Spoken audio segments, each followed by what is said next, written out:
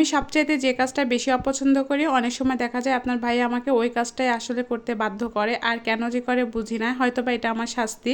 আর এই শাস্তিটা দেয় হয়তোবা, যেটা কিছু বলতে পারে না, এই কারণে হয়তোবা এরকম করে। তো যাই হোক, যা করে করুক। সকালবেলা ঘুম থেকে উঠে আমাদের এমন কোনো কাজ নাই মেয়েদের যে করতে হয় না, সব কাজই করতে হয়। তো সকালবেলা ঘুম থেকে উঠে দেখি এগুলো কাপড় চোপড় একদমই ভিজা ছিল। মানে আমার ছেলে প্রতিদিন খেলতে যায়, আর খেলাধুলা করে এসে সন্ধ্যার সময় যখনই গোসল দেয়, গোসল দিয়ে তখন এগুলো কাপড় চোপড় ছেড়ে রাখে। আর ছেড়ে রাখার পরেই হচ্ছে এগুলো আমার ধুয়ে দিতে হয় সকাল সকাল, তারপরে আবার হচ্ছে শুকায় যায়।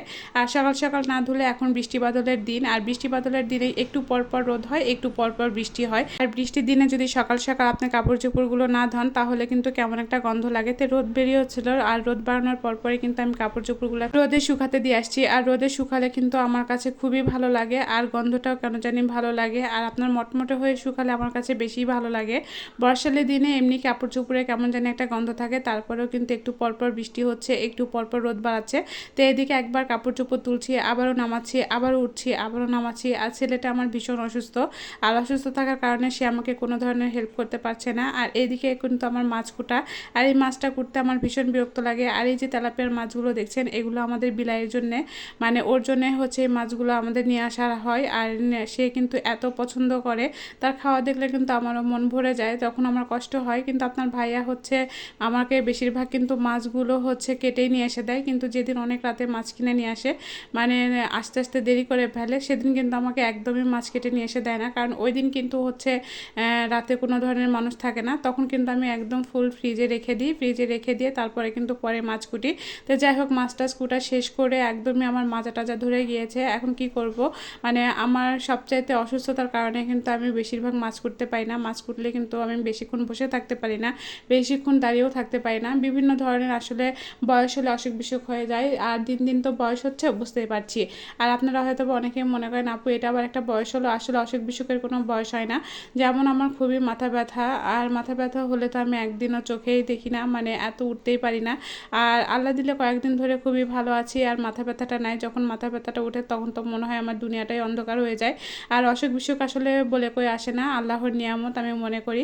যাই হোক, আল্লাহ যে আমাকে এরকম অসুখ বিসুখ দিয়েছে, প্রায় অসুস্থ থাকি প্রায় সুস্থ থাকি, এটার কাছে আল্লাহর কাছে লাখ লাখ শুকরিয়া আদায় করি। আসলে হচ্ছে কখন ভালো থাকি কখন খারাপ থাকি, আসলে সবই এটা আল্লাহর নিয়ামত। তো যাই হোক, সবাই দোয়া করবেন। আর কখনো এখন আপাতত আমি সুস্থই আছি। আর এদিকে মাছগুলো হচ্ছে কুটে আমি রেডি করে নিয়েছিলাম, সব মাছগুলো কিন্তু একদম প্যাকেট প্যাকেট করেছিলাম। এর সাথে কিন্তু হচ্ছে বিলাইয়ের মাছগুলো রান্না করতে হবে, ওর মাছগুলো রান্না করে রেখে দিলে দুদিন ভালোভাবে হয়ে যায়, মানে 2 দিন ধরে ও খেতে পারে। একটু একটু করে যদি বের করে দিয়ে সে খেয়ে যায়, এসে খেয়ে দিয়ে তারপর আবার চলে যাবে। যাই হোক, সে কিন্তু মানে সেও জানে যে আমি তাকে খাবার দেই, আর সে কিন্তু আমার কাছে এসে যখন খিদা লাগে তখন আমার কাছে এসেও ম্যাও ম্যাও করে। আর যখন সে আমাকে ডাকে তখন বুঝতে পারি যে তার খিদা লেগেছে, তখনই কিন্তু তার জন্য খাবারগুলো আমি রেডি করে রাখি। আর রেডি করে যখন তার মুখের সামনে দেই, যখন সে পেট ভরে খাওয়া দাওয়া করে চলে যায়, তখন কিন্তু আমার মনটাও খুবই শান্তি হয়ে যায়। যাই হোক, আজকে রান্না করব হচ্ছে রুই মাছ দিয়ে পটল আলু আর বেগুন দিয়ে ঝোল করব। এই তরকারিটা আমার ছেলের ভীষণ পছন্দ। কিন্তু এখন বলবেন যে হচ্ছে আপু এই তরকারিটা আপনার ছেলেরই শুধু পছন্দ, আপনাদের না? হ্যাঁ, আমাদেরও পছন্দ, কিন্তু আমার ছেলের খুবই পছন্দ। কিন্তু বিশ্বাস করেন আজকে একদমই খেতে পারবে না, কারণ সে হচ্ছে খুবই অসুস্থ। তার জ্বর থাকার কারণে সে বিভিন্ন ধরনের জেদ করে, বাইরে খাবারের নেশাটাই তার বেশি। আমি যতই বাসায় ভালো মন্দ রান্না করি না কেন, সে কিন্তু বাইরের খাবারটাই বেশি পছন্দ করে। এই জন্যে আমাদের অভ্যাস হয়ে গেছে তাকে খাওয়ানোর। তা যাই হোক, এটার জন্য একটু আসলে আমাদেরও নর্মাল হতে হবে যে আসলে এইভাবে খাওয়ানোটা ঠিক না, বাইরের খাবার সবসময়। তো যাই হোক, কালকে রাত্রে কিন্তু ও খেতে চায়নি দেখে ওর বাবা কালকে রাত্রে কিন্তু বাইরে থেকে খাবার কিনে নিয়ে আসছিল, কারণ বাইরে প্রচুর বৃষ্টি হচ্ছিল। ওই সময় আমি বাইরে বের হতে পারি না। যখন মা ছেলের খাবার কিছু খেতে ইচ্ছা করে বাইরের খাবার, তখন কিন্তু আমরা সন্ধ্যার পরে বা রাত 10টার সময় মা ছেলে চলে যাই। আর আমরা মা ছেলে যেখানে চলে যাই না কেন, আপনার ভাইয়া কখনোই কিছু বলবে না। আর আমার বন্ধু বলতে কিন্তু আমার ছেলে, আর আমার ছেলের বন্ধু বলতে কিন্তু আমি।